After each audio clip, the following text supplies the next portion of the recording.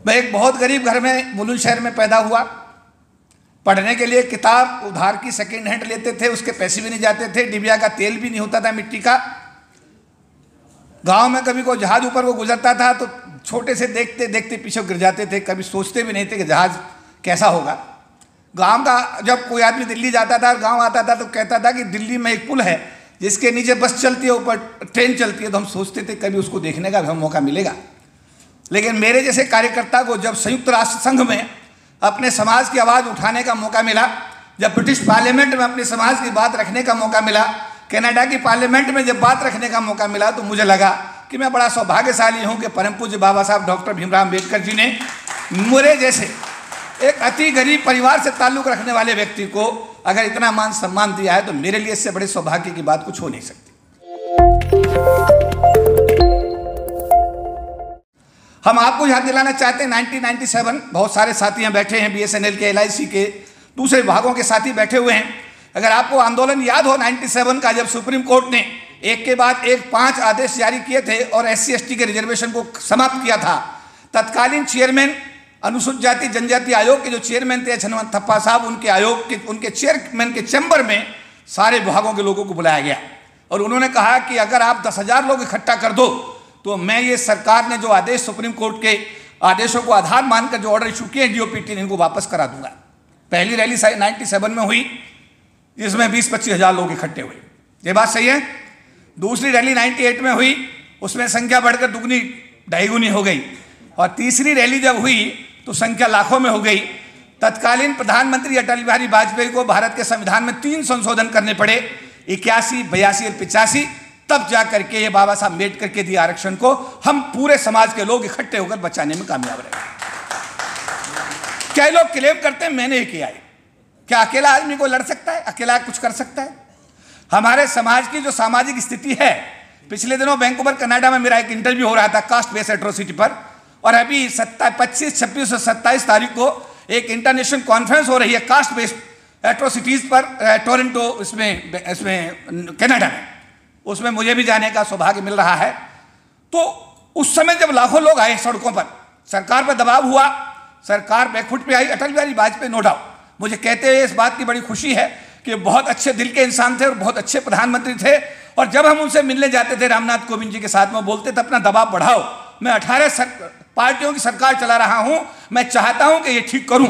और उन्होंने ठीक करके दिखाया और संविधान में 3 संशोधन करने के साथ साथ जो जहां बाबा साहब का अंतिम सांस हुआ था 26 अलीपुर रोड, उसको भी राष्ट्रीय स्मारक उन्होंने बनाया।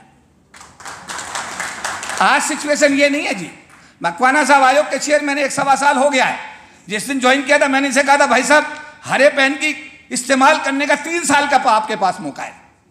हरा पेन है ना, उस पर आयोग का चेयरमैन, आयोग के लोग ही उस पेन का इस्तेमाल कर सकते हैं। हरे पेन का एक अथॉरिटी है, किसी को भी बुला सकते हैं, किसी को भी समन कर सकते हैं, किसी भी एट्रोसिटी पर ऑर्डर पास कर सकते हैं। और अगर वो रिकमेंडेशन नहीं मानेगा तो उसको जवाब देना पड़ेगा कि रिकमेंडेशन क्यों नहीं मान रहा है। तो मैं कहता हूं किशोर मकवाना साहब बड़े सौभाग्यशाली हैं कि बाबा साहब अम्बेडकर के बनाए हुए संविधान में जो SC/ST आयोग की उन्होंने गठन करने का वहां पर जो उन्होंने व्यवस्था की, उस व्यवस्था में आज किशोर मकवाना साहब उस SC आयोग के चेयरमैन के रूप में हमारे अनुसूचित जाति समाज के प्रथम नागरिक के रूप में हम सबका जो है यहां पर मार्गदर्शन कर रहे हैं। मौका मिलता है, एक प्रधानमंत्री आई थी देश में, उसने देश का राष्ट्रीयकरण किया। ये ONGC भी उसी का हिस्सा है। HPCL, इंडियन ऑयल, ये सब प्राइवेट कंपनियां हुआ करती थी। LIC, GIC, बैंक्स, सब प्राइवेट सिस्टम था। वो आई, उसने क्या किया? देश का राष्ट्रीयकरण किया नहीं किया? रिजर्वेशन लागू हुआ, घर घर में रोशनी के रूप में नौकरी गई। 40 लोग सरकार की नौकरी में आने में 2 जुलाई 1997 को जिस दिन पोस्ट मास्टर लागू किया गया था, उस दिन 40 लाख लोग एनरोल्ड हुए भारत सरकार के रोस्टर में। आज संख्या घटकर के 4 लाख पे आ गई है। आपकी जानकारी के लिए बता दूं, 36 लाख लोग सरकार की निजीकरण की नीति से, सरकार की नौकरी से, रिटायरमेंट के कारण और निजीकरण की पॉलिसी के कारण नौकरी से बाहर हो गए। क्या बच रहा है? हम आज मकवाना साहब से भी कहना चाहते, सर आप एक रिकमेंडेशन तो भेजिए कि निजी क्षेत्र लाना सरकार की मजबूरी है, तो निजी क्षेत्र में आरक्षण की व्यवस्था करना भी सरकार की जिम्मेदारी में आता है। सरकार को इसमें संविधान में संशोधन करना चाहिए। इस देश के गरीबों के पास में कोई व्यापार नहीं है, कोई काम धंधा नहीं है। इनको जो भी रोजी रोटी मिली है सिर्फ सरकार की नौकरी में आने की वजह से, चाहे चपरासी बना चाहे IAS बना, इसका जो भी डेवलपमेंट हुआ है वो सिर्फ सरकार की नौकरी में आने से हुआ है। अब अगर सरकार LIC का निजीकरण कर रही है, स्टेट बैंक का भी निजीकरण हो रहा है, रेल का भी निजीकरण हो रहा है, BSNL का भी हो रहा है। BSNL में भी पिछले दिनों 30-40 हजार लोगों ने BRS लिया। BSNL के लोग शायद बैठे हुए, हमारे राम साहब वहां जनरल सेक्रेटरी हैं। सभी जगह एक कहानी है, रिटायरमेंट थोक के भाव हो रहा है। आज की डेट में यह हॉल है ONGC का कार्यक्रम, इन्होंने पूरी, दयानंद जी ने पूरी ताकत लगाई तब जाकर कितने लोग आए। ये हालत यहां नहीं है क्योंकि मैं सेक्रेटरी जनरल हूं फेडरेशन का, आज यहां हूं, कल SBI के कार्यक्रम में, परसों LIC के में हूं, अगले दिन HPCL के में, उसके बाद में रेलवे के में, पूरे देश में जाने का मुझे सौभाग्य मिलता है। संख्या बल की समस्या पूरे देश में आ गई है, तो लोग हैं नहीं, आए कहां से लोग। तो मेरा निवेदन मकवाना साहब आपसे ये रहेगा कि इसमें एक रिकमेंडेशन आपकी तरफ से सरकार को जाए कि अब बाबा साहब अम्बेडकर के दिए हुए ये जो रिजर्वेशन 22.5% का सरकारी क्षेत्र में था, सरकारी क्षेत्र अगर खत्म हो रहा है तो इसमें निजी क्षेत्र के अंदर अगर लाना आपकी मजबूरी हो गई है तो उसमें भी आज जो अभी प्रधानमंत्री जी ने कल कास्ट सेंसस की घोषणा कर दी, जोरदार ताली बजाई इस बात के लिए भाई। ये किसी के हक में नहीं पर हमारे हक में। हमारी जब परसेंटेज निकल के आएगी तो हम कहेंगे हमारी इस परसेंटेज के हिसाब से हमें हक दीजिएगा।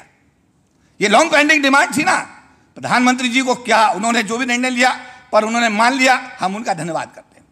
प्रधानमंत्री जी ने कई सारे काम अच्छे भी किए हैं, जैसे उन्होंने लंदन का घर परचेज किया, पहली सरकार कर सकती थी, नहीं किया, इन्होंने किया और उसको हॉस्टल बना दिया। वहाँ SC/ST समाज के बच्चे लंदन में रह के, उस घर में जिसमें बाबा साहब रहे थे उसमें बच्चे पढ़ रहे हैं। 200 करोड़ की लागत से डॉक्टर अम्बेडकर इंटर सेंटर के 15 जनपद में बना दिया, बाबा साहब को डेडिकेट कर दिया, हम उनका धन्यवाद करते हैं। 200 करोड़ की लागत का 26 अलीपुर रोड पर एक स्मारक बना दिया, हम उनका धन्यवाद करते हैं। तो ये जो उन्होंने चीजें की हैं हम उनका धन्यवाद करते हैं इस बात में। लेकिन डॉक्टर अम्बेडकर को मानना बहुत अच्छी बात है, पर डॉक्टर अम्बेडकर की बात मानना भी बहुत जरूरी है। देश की 1/4 आबादी के विकास की बात किए बिना भारत राष्ट्र के बाद विकास की बात करना पूरी तरह बेईमानी है, बेईमानी है, बेईमानी है। सरकारों के पास SC/ST समाज के डेवलपमेंट का कोई एजेंडा ही नहीं है। SC प्लान, ट्राइब सब प्लान, जो बजट वित्त मंत्री हर साल पेश करती है, हमारी आबादी के हिसाब से हमारे डेवलपमेंट के लिए उस परसेंटेज में उस SC प्लान, सब ट्राइब सब प्लान का जो व्यवस्था डॉक्टर अम्बेडकर करके गए, उस ट्राइब प्लान सब प्लान का एक भी पैसा SC/ST के डेवलपमेंट में खर्च नहीं होता, जिसको रिव्यू करने का राइट हमारे मकवाना साहब के पास। मित्रों, बच्चा रोता नहीं, मां भी दूध नहीं पिलाती। जो ईमानदार कार्यकर्ता हैं डॉक्टर राजकुमार जैसे, ऐसे लोगों का हौसला बढ़ाओ, इन्हें सहयोग करो, मेश्राम साहब का सहयोग करो, दयानंद जी का सहयोग करो। SC आयोग के चेयरमैन साहब हैं, इनके पीछे पूरा समाज खड़ा जाओ तो प्रधानमंत्री इनकी बात सुनेंगे, मानेंगे भी। जो ये रिकमेंडेशन भेजेंगे उनको मानना पड़ेगा। हमारी जिम्मेदारी है कि हम सब इकट्ठे हों, एकजुट हों, एक दूसरे से प्यार करें, एक दूसरे को सहयोग करें, एक दूसरे का साथ दें, एक दूसरे की बुराई बंद कर दें।